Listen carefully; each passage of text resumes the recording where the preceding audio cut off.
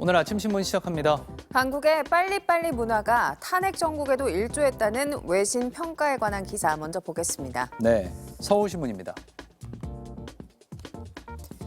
블룸버그 통신은 한국의 빨리빨리 문화가 대통령을 무너뜨리는 데 일조했다고 진단했는데요.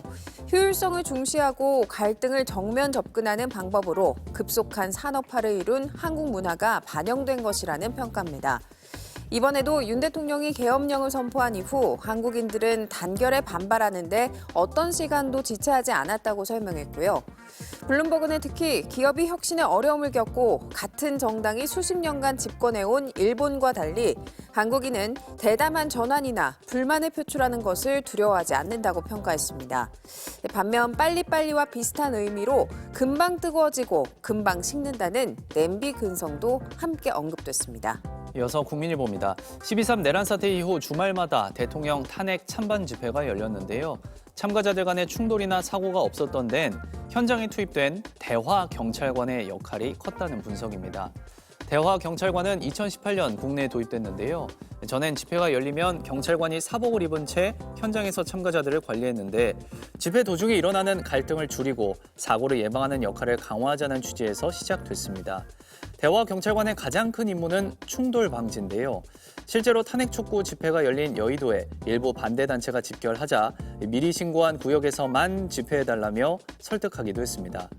대화경찰관은 현재 정복과 형사들이 임시로 역할을 부여받고 있어서 전문성을 키우고 현장 대응을 위한 사법적 권한이 필요하다고 신문은 전했습니다. 이어서 중앙일보입니다. 비상계엄과 탄핵 뉴스에 대한 관심이 커진 가운데 한국 학생이 다른 나라보다 온라인 정보를 더 신뢰한다는 연구 결과가 나왔습니다. 한국교육학술정보원에 따르면 국제학업성취도평가 설문조사에서 온라인에서 읽은 것을 믿는다고 응답한 한국 학생은 50.9%였는데요. OECD 평균인 39.8%보다 10%포인트 이상 높습니다. 온라인 정보의 출처를 비교하거나 신뢰성을 평가하는 부분에서도 한국 학생은 최하위권에 속했고요. 한국보다 낮은 국가는 일본뿐이었습니다. 한국 학생은 온라인 정보의 정확성에 대해서 주변인들과 토론하는 빈도도 낮았고 반면 부적절한 온라인 콘텐츠에 노출되는 빈도는 더 잦은 것으로 나타났습니다. 다음은 지역신문 기사 보겠습니다. 제주일보입니다. 지난 16일 오영훈 제주지사와 도의회 의장, 도교육감은 이번 계엄 사태에 책임이 있는 명예도민증 수여자들의 도민 위촉을 취소하겠다고 밝혔는데요. 명예 제주도민 취소는 기소된 후 범죄 혐의가 확정된 다음에나 가능해 상당한 시일이 소요될 전망입니다. 시민단체 등은 지난 10일 한덕수 대통령 권한대행과 이상민 전 행정안전부 장관, 국민의힘 의원 10명에 대한 명예도민증 취소를 요구하는 진정서를 냈는데요.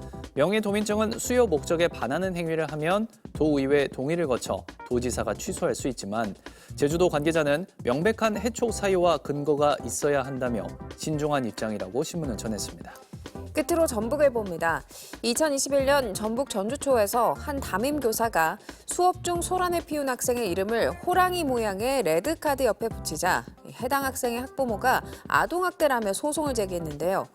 이 학부모가 지속적으로 악성 민원을 접수한 행위에 대해 전주교육지원청이 교권 침해라고 판단해서 50시간의 특별교육 이수 명령을 내렸습니다.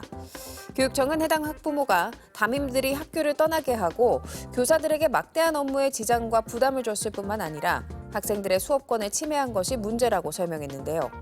특히 악성 민원의 지속성, 반복성, 고의성이 인정됨에도 반성이 전혀 없어 교원지휘법에 따라 특별교육 50시간 이수를 명령했다고 전했습니다.